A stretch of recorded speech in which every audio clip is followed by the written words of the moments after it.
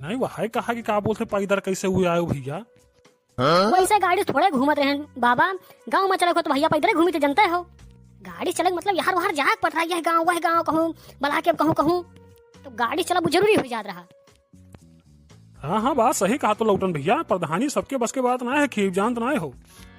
वहाँ बात है, प्रधानी खेप कोनो मामूली बात थोड़े है। दिमाग लगा पड़े तब प्रधानी खेप मिलत है।